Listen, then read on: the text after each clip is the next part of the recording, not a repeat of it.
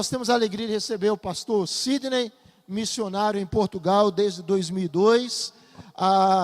Ele está conosco desde ontem em um trabalho promovido pelo Ministério de Família da nossa igreja para casais. E nesta manhã ele estará ministrando a palavra do Senhor. Seja bem-vindo, meu irmão. Que Deus o abençoe, que Deus o use em nome de Jesus. Amém. Pastor João, mais uma vez, obrigado por nos receber, pela confiança, pelo carinho da hospitalidade. Quem esteve ontem à noite aqui? Faz assim? Isso. Uma boa parte, muitos que não tiveram. Eu também quero saudar, dar meu abraço e dizer da minha alegria de voltar aqui. A quarta igreja já faz parte da nossa história, da nossa vida, até porque o Nordeste, Pernambuco e essa região, eu devo muito a ela. Eu devo a essa região porque me deu, né, a mulher mais importante da minha vida, a mulher mais bonita que eu já vi, né, em Brasil, Europa e por onde eu já passei, que é a minha esposa. Como eu falei da outra vez, eu prometi trazê-la esse ano, ela veio. Não veio obrigada não, mas ela veio. E vocês vão conhecê-la agora, quem não conheceu, e vão ver que eu não exagerei. É até bom que eu diga, tá? Antes que alguém peque pensando mal de mim, ela não é minha filha, ela é minha esposa. E eu não sou pedófilo. Maninha, fica de pé, o pessoal te vê. Essa é minha esposa. Ela é conhecida como Maninha internacionalmente. Em Espanha, a chamam de hermanita, e nos países de língua inglesa, little sister. Você pode escolher uma das 3 línguas para falar com ela que ela aceita. Muito bom estar aqui. Estivemos sexta-feira à noite na casa de primos dela em São Bento, que ela é de São Bento, Una, e revimos, depois de alguns anos, ela principalmente, primos cristãos que estarão hoje à noite aqui, inclusive, para nos ouvir. E ontem, com a grata surpresa, descobrimos aí eu não sei como é que fala aqui, o coletivo de muita coisa no Nordeste, né? Um monte, uma montoeira de primos, não é? É verdade, pastor, que eu vim atrás de um primo rico dela, mas até agora só achei primo pobre. Então, se você é primo da Maninha e é rico, vem falar conosco, que eu estou à cata de você, né? Então, é muita alegria que a minha mulher presente e voltar aqui à sua região. Ontem foi um prazer estar aqui. Daqui a pouco, na Escola Dominical, estaremos trazendo um assunto também muito importante. Mas no tempo que eu tenho, eu quero falar sobre o tema, o que eu tenho para dar, tá? E ontem, aliás, estava a esquecer, quem não pôde vir ontem por alguma razão, na conferência de ontem, nós disponibilizamos um livreto, o assunto é casamento melhor, 15 pontos para você pensar em melhorar o teu casamento. Se você não veio ontem e se interessar no livreto, não é, e quiser lê-lo, o meu irmão Jeová, não é, eu rebaixei ele para Israel pelo WhatsApp, mas já pedi perdão, né, porque ele é Jeová, não é Israel. Israel é esse, né? O Jeová está com os livretos de ontem, você pode adquirir com ele. E ainda tem alguns livros, do primeiro livro que escrevemos, A Harmonia no Casamento, se você quiser também pode adquirir com o irmão Jeová, ok? Abra suas Bíblias aí e eu vou fazer a leitura na minha tradução, em Atos no capítulo 3, do versículo de 1 a 10. É um texto muitíssimo conhecido, mas tremendamente rico. Eu quero aproveitar que eu sei que o culto está sendo transmitido pela internet para saudar, em primeiro lugar, meus irmãos em Portugal, que eu sei que há portugueses lá nos vendo nesse momento, apesar de lá ser 2 horas da tarde. Irmãos Rio, São Paulo e outros cantos que eu não imagino mais, porque eu divulguei ontem no Facebook o horário que estaríamos aqui e coloquei o link da quarta igreja lá para assistir ao culto, não é? São todos bem-vindos conosco nessa manhã abençoada aqui em Garanhuns, não é? A Suíça brasileira, não é? O único lugar que eu nunca pensei em sentir frio, no Nordeste. Todos acharam? Então, por misericórdia, eu trouxe um texto fácil de achar, porque eu poderia estar aqui pregando em Amós, Sofonias, Ageu, né? E eu ia ver gente suando para achar aí, Sofonias, Ageu, né? Mas quem tem tablet, quem é chique como eu, usa tablet, e é fácil achar Sofonias, Ageu. Mas vamos em Atos, capítulo 3, de 1 a 10. Diz assim: certo dia, Pedro e João estavam subindo ao templo na hora da oração, às 3 horas da tarde. Estava sendo levado para a porta do templo, chamada Formosa, um aleijado de nascença, que ali era colocado todos os dias para pedir esmolas aos que entravam no templo. Vendo que Pedro e João iam entrar no pátio do templo, pediu-lhes esmola. Pedro e João olharam bem para ele, e então Pedro disse: olhe para nós. O homem olhou para eles com atenção, esperando receber deles alguma coisa, e disse: Pedro, não tenho prata e não tenho ouro, mas o que eu tenho, isso eu te dou. Em nome de Jesus Cristo Nazareno, ande. Segurando-o pela mão direita, ajudou-o a levantar-se, e imediatamente os pés e tornozelos do homem ficaram firmes.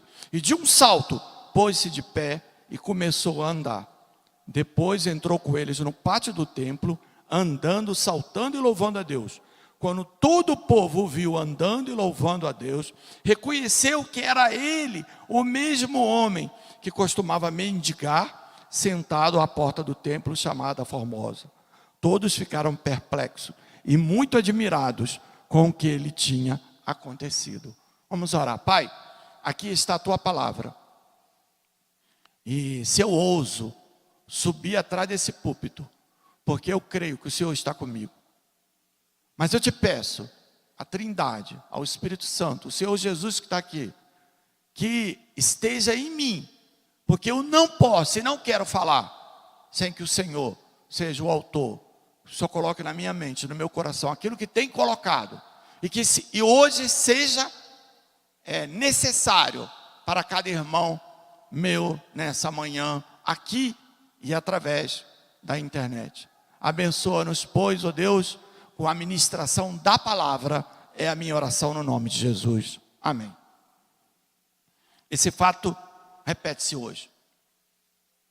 Lá do lado de fora da igreja, existem muitos mendigos e aleijados, não só fisicamente, mas principalmente espiritualmente, moralmente, do lado de fora, pedindo com a mão estendida para nós, igreja, esperando receber alguma coisa, esperando receber uma migalha, alguma coisa que temos. Pedro e João entraram, passaram, e atenção, Pedro e João já conhecia aquele homem. Imagina você ir para a igreja, uma reunião de oração, e tem aquele mendigo, né, que está sempre naquele lugar. Nós acabamos nos acostumando com a miséria, com a mendicância, com as mazelas desse mundo, e começamos a ficar anestesiados. Vocês conhecem a história do sapo? Quando coloca numa água tépida, na temperatura da lagoa, coloca no fogo brando, e vai devagarinho aquecendo, o sapo vai morrer cozido. Porque ele vai se acostumando com a temperatura e vai se acostumando até que ele morre cozido. Mas se você pegar uma água quente e jogar o sapo lá, ele vai pular fora. E o sapo vai perdendo a sensibilidade. Nós cristãos estamos assim. Por estarmos vendo repetidamente essas situações, nós estamos perdendo a sensibilidade. Nós estamos começando a achar que isso é normal. Nós estamos começando a achar que não tem jeito, que a vida é assim. Mas não é. Pedro e João passaram ali muitas vezes e viram aquele mendigo. Aqueles que estavam dentro do templo na hora, né, às 3 horas da tarde, naquela reunião de oração, passavam ali e conheciam. Já se acostumaram. Tanto é que depois vocês viram no texto, quando ele entra na igreja curado, todos reconheceram que era o mendigo que ficava ali, o aleijado que ficava ali. Mas naquele dia, eles estavam cheios do Espírito Santo. E eles perceberam aquele mendigo. E aí eles fizeram algumas coisas, que eu já vou citar. Mas o que mais me comove, que é o mote da mensagem, é Pedro, eles estenderam a mão pedindo alguma coisa. O mundo lá fora está estendendo a mão para nós igreja, esperando receber alguma coisa. Mas Pedro e João vira-se para ele e diz para ele, Pedro especificamente disse, não tenho prata e não tenho ouro, mas o que eu tenho eu te dou. Gente, isso me comove. Eu só posso dar o que eu tenho. Se você me pedir agora, acho que eu tenho aqui uns 20 reais. Euros eu não tenho, né? Me pedir algum dinheiro, eu só tenho 20 reais para dar. Eu não tenho mais do que isso na carteira. Então eu só dou o que eu tenho. Eu ganhei hoje uma gravata ungida, pastor. E eu falei, vou pegar essa gravata, eu vou subir no púlpito ela, né? Essa gravata cheia de unção. Falei, dê-me essa gravata. E já vim hoje, de manhã. E dependendo do efeito hoje, eu volto com ela de noite, né? Alguém que me deu essa gravata tinha para me dar. Eu só dou o que eu tenho.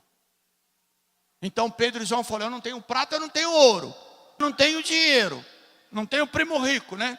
Estamos à procura. Mas o que eu tenho, eu te dou. E que Pedro e João tinham? Primeira coisa, antes daquele homem pedir, atenção para esse detalhe, que o Espírito Santo está sempre me lembrando de um detalhe a mais, quando eu volto aos textos da palavra de Deus, que eu não tinha percebido. Antes daquele homem pedir, Pedro e João já começou a dar o que eles tinham. Eu não preciso que me peçam para eu dar. Se eu estou vendo a necessidade do Israel, eu vou dar. Se eu cheguei aqui, ontem eu falei isso, né? Se eu chego na igreja e estou vendo ali o Jeová, ele está meio triste, está para baixo, eu vou lá e dar um abraço nele. Eu tenho um abraço para dar. Uma vez no nosso projeto social lá em Portugal, entrou uma mulher e ela estava procurando a Mena, que é nosso braço direito lá. A Mena não estava, estava a Maninha. E ela foi procurar, a Maninha falou para ela, mas só serve a Mena? Ela estava abatida. A Maninha, ela falou, não, eu estou com uns problemas. A Maninha, mas eu só dou o que eu tenho. E eu não preciso que me peçam para dar, quando eu percebo a necessidade do meu próximo. Pedro e João, a primeira coisa que eles tinham para dar, e eles deram antes de ser pedido, não é? Veja que o texto é claríssimo. Deixa eu achar aqui o versículo para ele. Versículo 4. Pedro e João olharam bem para ele. Irmão, nós estamos como um sapo. A gente nem olha para o necessitado. Eu não olho mais para um drogado. Eu não olho mais para a prostituta. Eu não olho mais para o homossexual. Eu desvio o olhar. Lembra da parábola do bom samaritano? Eu atravesso a calçada. Estou atrasado para ir para a igreja. Eu não estou olhando. Mas Pedro e João olharam diferente. Olharam bem. Eu acho isso maravilhoso. Olharam bem. Esse olharam bem, olharam com interesse, olharam com compaixão, olharam com sensibilidade, olharam com amor. Então nós precisamos estar olhando para as pessoas que estão lá fora, para as pessoas que estão carentes, não só materialmente, mas principalmente espiritualmente, para as pessoas que não tiveram o privilégio que tivemos de conhecer a Cristo. Será que nós estamos olhando? A primeira coisa que eu posso fazer para aqueles que estão estendendo a mão, é antes dele pedir, eu olhar para eles com identificação. Ontem eu falei aqui em consideração, com empatia, me colocar no lugar dele.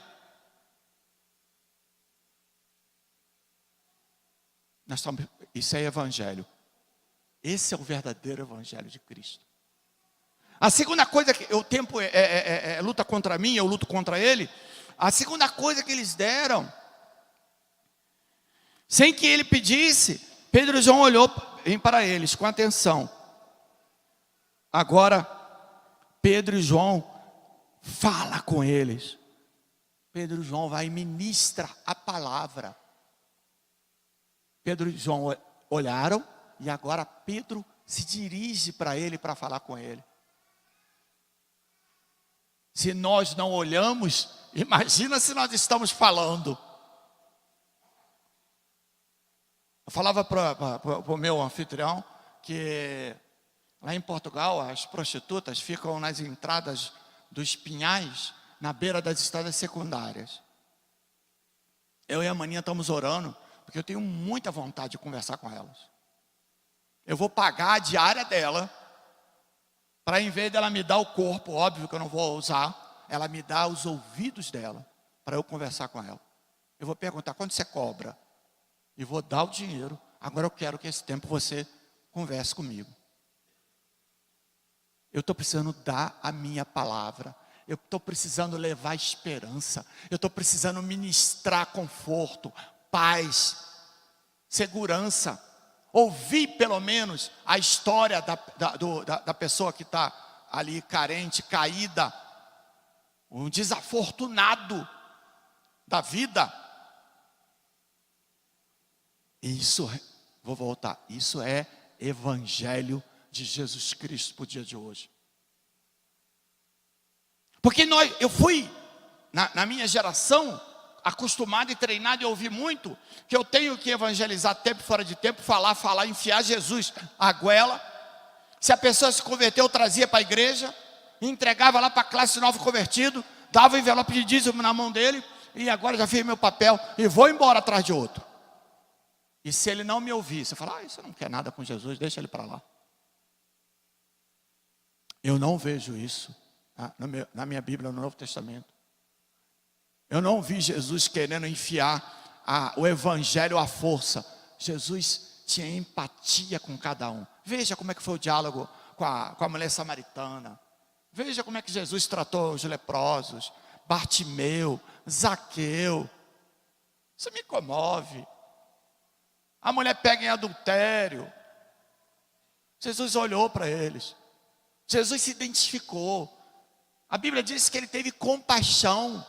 A palavra compaixão do hebraico é dor profunda aqui nessa região abdominal.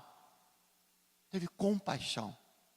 E ele não ficou só na compaixão. Ele foi ministrar esperança. A viúva de Naim, antes dele ressuscitar o filho, ele foi consolar a mulher.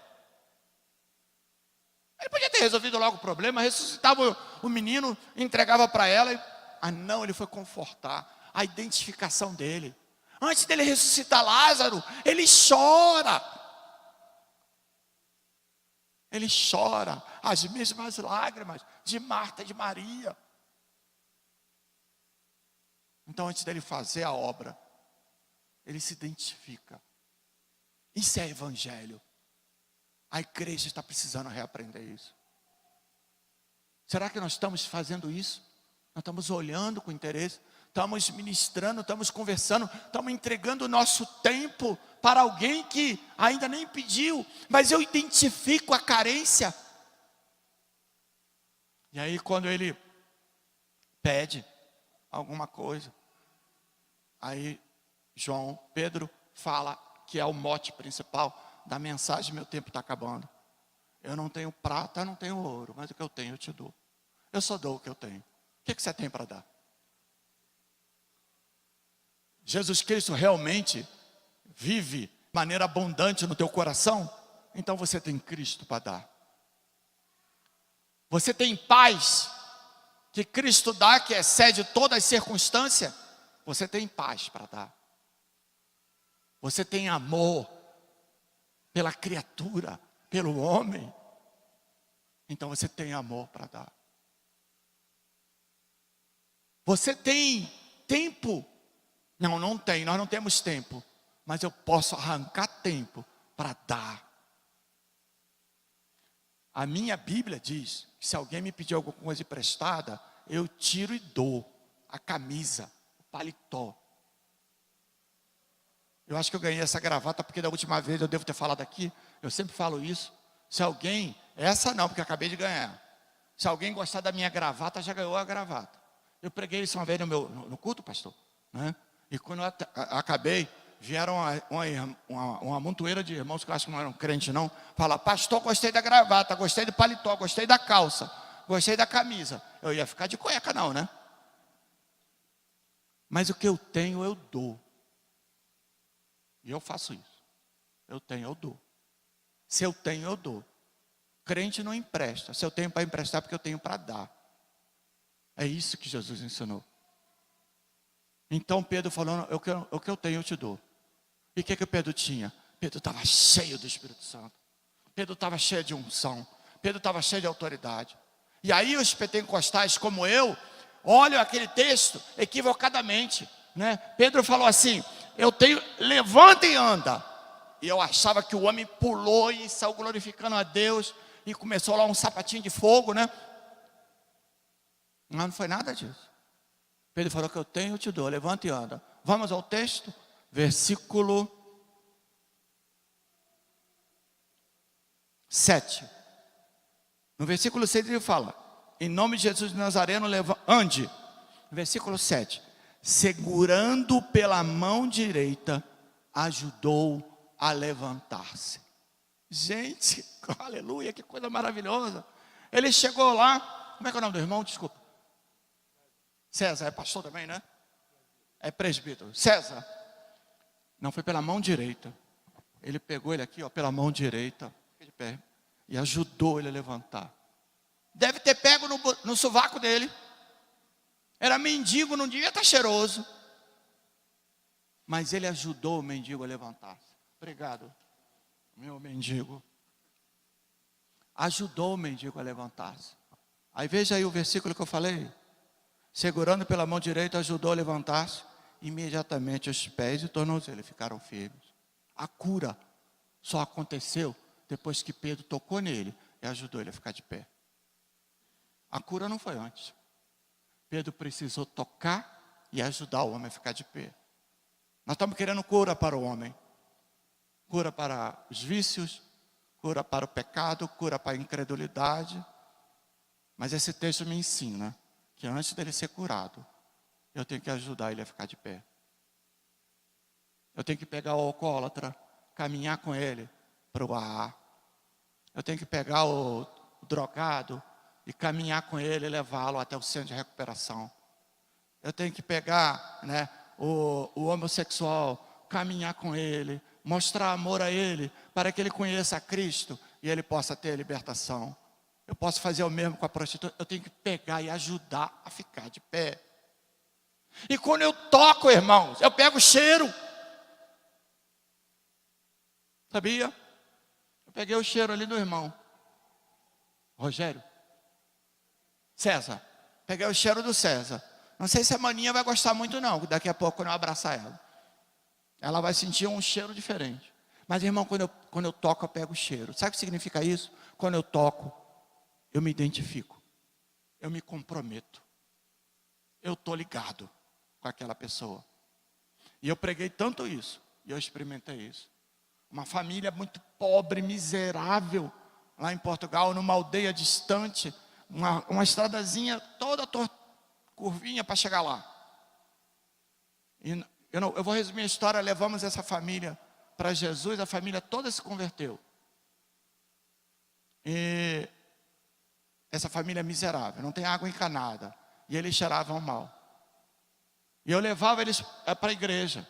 Levava e trazia. Rodava mais 50 quilômetros de idas e vindas para poder levá-los para assistir o culto. E um dia eu cheguei, eu falei: maninha, eu estou com cheiro. Corri lá para tomar banho. Aí eu lembrei do que eu falei, do que eu pregava. Quando eu toco, eu pego o cheiro.